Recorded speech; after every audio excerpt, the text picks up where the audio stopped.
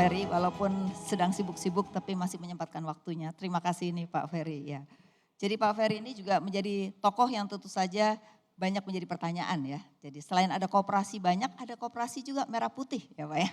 Tapi sebelumnya kita melihat Pak, memang kalau sektor real itu di Indonesia hampir sebagian besar UMKM yang sangat mendominasi ya. Hampir 65% pertumbuhan ekonomi atau PDB itu dikontribusi oleh UMKM. Kemudian koperasi juga menjadi soko guru kalau kita tahu dari zaman Muhammad Hatta sampai dengan sekarang. Nah, praktek daripada koperasi itu sendiri Pak, tentu saja sebenarnya nggak usah ngomong pakai koperasi syariah, sebenarnya sudah menjalankan ekonomi syariah. Kenapa? Cenderung kalau UKM atau koperasi itu adalah dari anggota untuk anggota kan. Sebenarnya artinya kalau lagi susah ya mereka bisa menerima, kalau lagi senang ya dapat untung lebih banyak gitu ya Pak. Nah, sebenarnya bagaimana kebijakan dari sisi koperasi secara umum dulu nih Pak, sebelum kita bicara merah putih ya. Dari sisi konsep sebenarnya udah syariah, tapi bagaimana orang bisa tahu bahwa koperasi ini selama ini memang sudah menjalankan dan itu sebenarnya sudah tadi mensyariahkan ekonomi. Seperti apa Pak? Terima kasih Mbak Afi, Bapak Ibu semuanya. Jadi memang koperasi kalau menurut pendapat kami, lihat mereferensi ke bagaimana dulu para perintis kemerdekaan menuangkannya di dalam konstitusi kita, sebenarnya memang karena dianggap koperasi itu punya relevansi dan kesamaan dengan nilai-nilai yang tumbuh berkembang di masyarakat kita yang juga mayoritas penduduknya adalah muslim. Jadi syarat dengan sebenarnya makna-makna yang sangat islami gitu, koperasinya sendiri, karena memang di situ ada semangat kekeluargaan, ada gotong royongan dan kebersamaan, dan kemudian juga ada prinsip yang memiliki hak yang sama di antara anggota dan lain sebagainya. Sebenarnya sangat islami menurut pendapat saya. Tetapi kan Mbak Afi juga tahu, Bapak Ibu semua, karena ketika akhir tahun 90-an ketika pemerintah waktu itu dipaksa untuk menandatangani letter of intent dengan International Monetary Fund, itu kan menyebabkan kemudian praktek sistem dan arah ekonomi kita yang semula ekonomi kerakyatan gitu Mbak Afi, tiba-tiba berubah menjadi sistem ekonomi yang membawa nilai-nilai individualistik, serakah, materialistik, dan lain sebagainya yang dalam kurun beberapa tahun belakangan ini membuat kita semua menjadi seperti hidup di tengah-tengah situasi yang kayaknya bukan Indonesia banget gitu. Nah kemudian baru setelah Pak Prabowo jadi presiden, kemarin diingatkan lagi untuk kembali ke semangat koperasi, dan itu memang Pak Prabowo juga menyampaikan pokoknya jangan nggak pakai IMF lagi, kemudian kita balik ke ekonomi konstitusi, koperasi harus ambil peran aktif lagi. Nah saya mempelajari dari arsip-arsip Mbak Afi, koperasi itu sebenarnya dulu didirikan memang harusnya bergerak di sektor produksi, di sektor distribusi, di sektor industri, dan di sektor perkreditan. Bahkan istilah simpan pinjam aja nggak ada. Yang ada itu adalah istilahnya koperasi bergerak di sektor perkreditan. Jadi, nah cuma memang Prakteknya Pak banyak sekarang jadi koperasi simpan pinjam. nah ini sebenarnya gini Mbak, dulu koperasi punya bank namanya Bukopin, Bank Umum Koperasi Indonesia. Koperasi punya masuk ke industri, punya pabrik-pabrik tekstil, ada gabungan Koperasi Batik Indonesia, ada koperasi punya aset gudang-gudang lantai kering di setiap kecamatan-kecamatan. Tapi karena tadi Indonesia terpaksa harus tanda tangan dengan IMF dan harus nurut resep-resep dari IMF, dan kemudian akhirnya memang kalau diserahkan kepada mekanisme pasar bebas, ya artinya memang cenderung pelaku pasar yang ukurannya besar akan mengalahkan pelaku pasar yang ukurannya lebih kecil. Dan di situ termasuk di dalamnya koperasi. Jadi koperasi yang tadinya punya Bukopin, tiba-tiba saham induk-induk koperasi terdelusi, kalah, diambil mayoritas pemegang sahamnya oleh Kokmin Korea.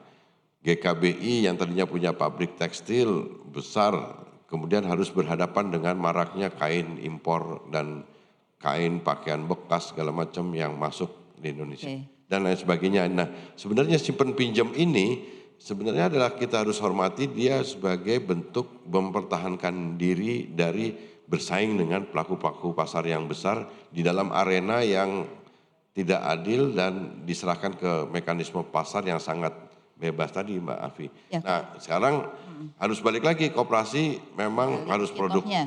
balik ke kitohnya Jadi lagi. ke sektorial itu yang memang nanti diharapkan koperasi itu akan menjadi Iya, guru itu tidak hanya pada pinjaman atau sebagai simpan pinjam, tapi juga sebagai sektorial gitu ya. iya. Kalau di Jepang Pak kan kita lihat sebenarnya koperasi itu sebenarnya bagaimana anggotanya itu dari perusahaan besar sampai kecil, kemudian mereka itu yang menjadi penengah antara perusahaan besar dengan kecil, tidak hanya sebagai peminjam ya Pak. Nah itu seperti apa? Apakah Di Jepang mungkin ada undang-undang yang ngatur tentang sistem perekonomian nasional. ya, Apa yang boleh, apa yang tidak boleh dilakukan oleh BUMN, apa yang boleh dan tidak boleh dilakukan oleh badan usaha ya, swasta, apa yang boleh dan tidak boleh dilakukan oleh koperasi ya, gitu. ya, Itu mungkin di Jepang saya nggak tahu perbandingannya, tetapi batasannya. harusnya menurut saya ada aturan tuh yang ngatur boleh atau tidaknya. Kalau ini kan semuanya yang daging-daging diserahin swasta semuanya.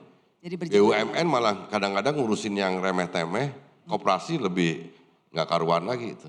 Oke. Nah sebenarnya sekarang dengan pengaturan, tadi ngobrol sedikit dengan Pak Profesor Anggito, dengan strong leadership dari Pak Prabowo diharapkan koperasi ini balik lagi. Jadi seperti contohnya beliau mau bikin puluhan ribu koperasi di desa dan kelurahan, memang harus ada peran negara karena memang kemarin itu peran negara diminimalisir kan, diminta oleh IMF diminimalisir, kemudian pasar diserahkan ke mekanisme pasar. Nah sekarang akibatnya adalah di dalam prakteknya di dalam masyarakat negara itu digantikan perannya oleh aktor-aktor non negara. Aktor-aktor non negara itu namanya tengkulak, ijon, pinjol, kemudian yang segala macam itu. Itu yang menggantikan peran negara. Akhirnya banyak masyarakat kita yang terjerat dalam praktek Oke. jeratan rentenir, tengkulak, ijon, terperangkap jeratan Tapi bukan online. berarti bahwa sektor swasta itu menjadi terpinggirkan kan Pak? Karena Enggak, kan yang ada era di mana yang seolah-olah seperti iya, itu, enggak ya enggak. sebenarnya? Menurut saya di dalam konstitusi kita semua badan usaha swasta, koperasi dan BUMN diharapkan memiliki dan memberikan andil yang terbaiknya. Tapi Bersama-sama. bersama-sama. Kalau kemarin kan enggak bersama-sama, Iya, ya. sendirian. Sekarang bersama-sama. Koperasinya ketinggalan. Nah, diharapkan sekarang koperasinya balik punya andil yang lebih besar lagi sesuai dengan keinginan konstitusi. Tadi Mbak Filiani kan bilang bahwa sebenarnya koperasi adalah soko guru, malah soko guru itu mainstream. Ya. Soko tuh tiang, guru tuh utama. Jadi sebenarnya koperasi itu mainstream perekonomian nasional. Tapi kan sekarang mainstreamnya bukan koperasi, mainstreamnya badan usaha korporasi. Oke. Nah Nah itu sekarang yang dengan adanya Koperasi Merah Putih nih Pak, ini orang pengen dengar banyak gitu ya. Dengan adanya 83.000 nih sementara ya Pak yang sudah mulai pendirian itu. Nah ini apakah tidak justru bersama-sama atau justru akan menghilangkan koperasi yang ada. Nah ini orang banyak menanyakan, Iya. jangan-jangan lalu apa Pak fungsi dari koperasi yang baru ini supaya tidak tumpang kalau tindih? koperasi di desa Ya, itu baru sekarang. betul. Dulu ada namanya koperasi unit desa, tapi lokasi kerjanya itu di kecamatan. Dan sekarang koperasi desa dibentuk dan alhamdulillah Mbak Afi dan Bapak Ibu semuanya, ternyata dalam rangka kami membentuk koperasi badan hukumnya, sekarang proses pembangunan fisik, gudang, gerai dan alat kelengkapannya, kami menemukan banyak sekali masalah yang sebenarnya bisa dipecahkan oleh koperasi dan kaitannya dengan ekonomi syariah juga Pak. Bahwa sebenarnya kita harus memberikan alternatif pilihan kepada masyarakat supaya masyarakat tidak lagi terjebak kepada praktek pinjol. Pinjol oleh MUI ditetapkan sebagai praktek yang haram. Tapi ketika di masyarakat tidak diberikan alternatifnya, terus masyarakat pilihannya apa? Nah disinilah ada peran Baitul Mal wa Tanwil. Ya. Ada peran dari BMT dan lembaga keuangan mikro syariah ada teman-teman dari koperasi-koperasi pembiayaan syariah yang bisa memberikan kepada masyarakat pilihan untuk mereka bisa pinjam memenuhi kebutuhannya tidak hanya kepada pinjol. Jadi ini memang jawaban tadi Mbak bahwa koperasi itu juga bisa terlibat untuk membantu memecahkan masalah-masalah mendasar yang ada di masyarakat. Tetapi lebih dari itu, tadi menyambung apa yang disampaikan oleh Pak Ma'ruf Amin adalah bahwa setelah 25 tahun dari tahun 2000 sampai 2025 kemarin kita memperkuat instrumen dari ekonomi syariah, industri syariah. Nah, apa kemudian 25 tahun yang akan kita lakukan? Menurut saya sekarang kita harus dorong kekuatan ekonomi real, sektor real di masyarakat. Saya ngelihat memang rakyat khususnya yang di desa ini selama ini relatif banyak hanya ditempatkan sebagai objek penerima manfaat, Mbak. Jadi BLT, bansos segala macam kan baru sekarang rakyat didorong untuk menjadi subjek, dibuat badan usahanya, kebetulan koperasi desa yang dijadikan badan usahanya. Kemudian juga mereka masyarakat desa didorong untuk diberikan akses permodalan dan insya Allah nanti dengan adanya koperasi desa yang tersebar di seluruh desa dan kelurahan, fungsinya itu kan nanti akan mendistribusikan dan menjual produk-produk kepada masyarakat, baik barang kebutuhan pokok sehari-hari maupun barang-barang bersubsidi. Kemudian yang lebih penting adalah koperasi desa ini nanti juga berfungsi sebagai off-taker hasil produk masyarakat. Apakah tanaman pangan, apakah hortikultura, peternakan dan sebagainya. Itu yang sebenarnya belum pernah kesentuh dalam pengertian saya. Ini di sini ada teman-teman yang dari IPB, dari pertanian. Dari dulu sampai sekarang Mbak Afi kan petani kita jemurnya aja di lantai. Kita nggak pernah terpikir untuk menyediakan misalkan dryer pengering-pengering di sawah-sawah itu. Nah koperasi desa nanti salah satu fungsinya kalau jadi off-taker, nanti kita akan melengkapinya dengan alat-alat begitu. Jadi ini sektorial ya, benar-benar sektorial, tidak hanya kepada sektor keuangan lagi ya Pak ya. Jadi ini bedanya Koperasi Merah Putih lebih banyak memberdayakan. Saya bahkan dalam kesempatan ini Mbak Afi kan nanti kalau insya Allah 1-2 bulan lagi ada puluhan ribu koperasi desa Kelurahan Merah Putih yang akan punya gerai, saya malah mendorong ini harus dijadikan kesempatan untuk menumbuhkan produk dari UMKM kita muncul sebagai industri kecil, industri rumah tangga, nggak apa-apa Mbak. Tapi itu nanti akan menumbuhkan bantu pemasaran daripada UKM yang ada. Bahkan akan jadi industri yang akan muncul yang diproduksi oleh masyarakat Muslim khususnya dalam konteks ekonomi syariah dan kemudian produk itu jangan takut nggak laku karena itu akan kemudian bisa dijual di seluruh gerai-gerai di koperasi desa. Jadi ini memang keinginan kami itu Mbak Afi di Kementerian Koperasi. Contohnya soalnya udah ada Mbak Afi. Contohnya ada namanya Koperasi Pondok Pesantren.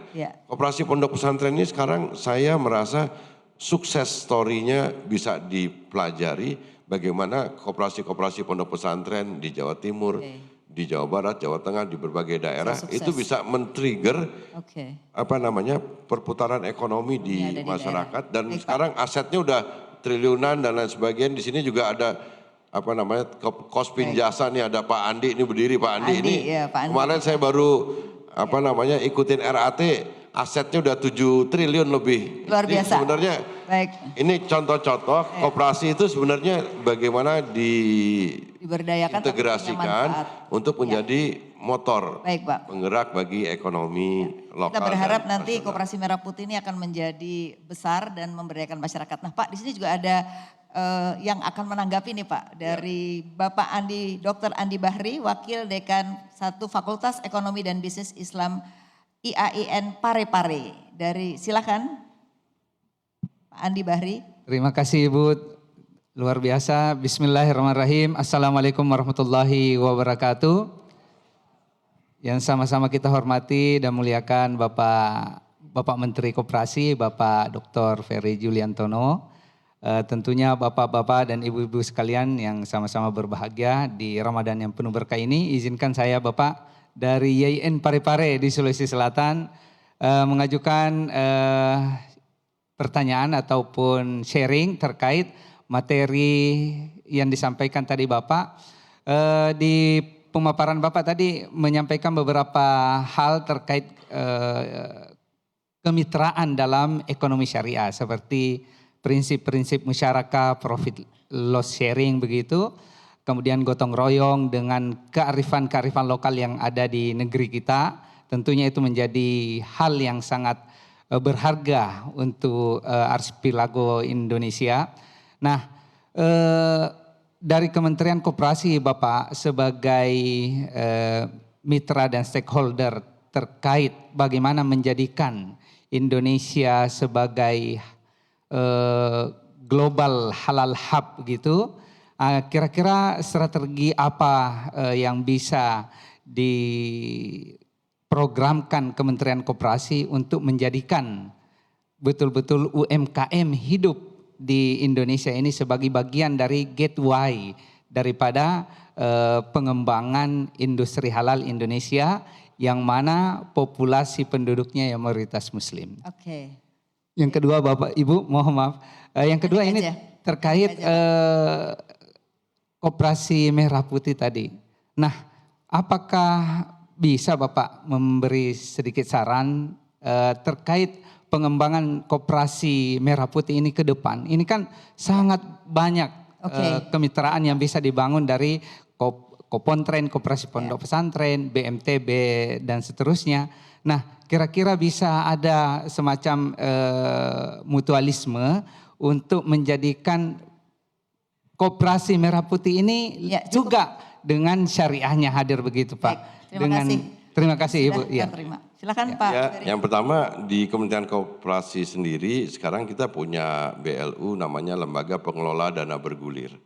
Yang salah satunya kita juga memberikan jasa pelayanan untuk syariah. Dan sekarang perkembangannya antara yang konvensional dengan syariah sekarang sudah 50-50. Jadi LPDB sekarang sudah ada direktorat khusus, direkturnya namanya Pak Ari Permana juga aktif di masyarakat ekonomi syariah.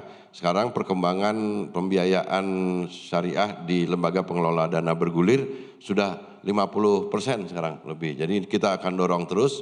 Salah satu pembiayaannya adalah kita biayai koperasi-koperasi pondok pesantren. Dan koperasi-koperasi pondok pesantren sekarang kaitannya dengan misalkan koperasi desa Kelurahan Merah Putih. Satu koperasi pondok pesantren yang bagus itu bertanggung jawab terhadap 50-100 koperasi desa. Kemudian koperasi pondok pesantren sekarang kita dorong juga untuk membuat semacam pusat distribusinya atau hub atau agregatornya. Jadi grosirannya tuh.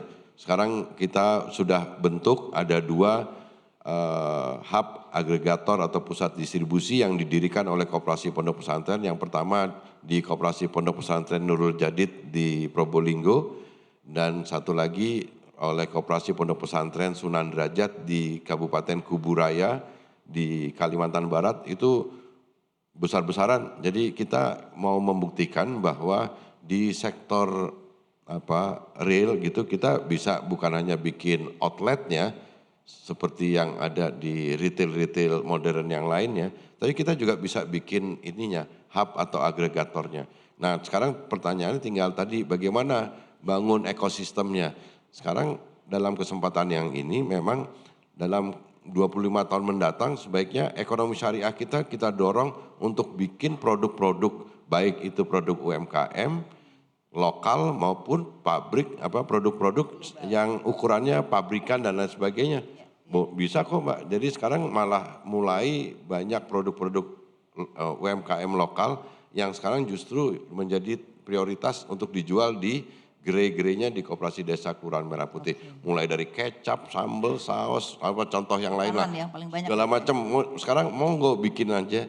Gitu. Jadi sekarang itulah ekosistem yang mungkin sekarang harus kita dorong dalam konteksnya dengan perkembangan ekonomi syariah di gelombang kedua di 2026 sampai 25 tahun yang akan datang. Kita harus punya pabrik-pabrik sendiri, punya bank sendiri, punya segala macam yang itu akan jadi bagian dari ekosistem yang akan melanjutkan kesuksesan kita dalam periode pertama 25 tahun kemarin. Baik, terima kasih. Kita kasih plus buat Pak Ferry Iliantono. Jadi Pak, kita berharap Koperasi Merah Putih menjadi pendamping juga bagi koperasi-koperasi yang lain, tidak justru mematikan koperasi yang lain, Pasti. tapi juga memberdayakan masyarakat setempat. Ya. Dan kita berharap pertumbuhan ekonomi bisa lebih bagus dengan UMKM yang lebih baik. Terima kasih Pak Ferry. Pak Afi, saya juga ini minta izin karena harus Ya. ke Lebak bersama Menteri Sosial dengan Pak Menteri Desa Baik, ini. terima kasih.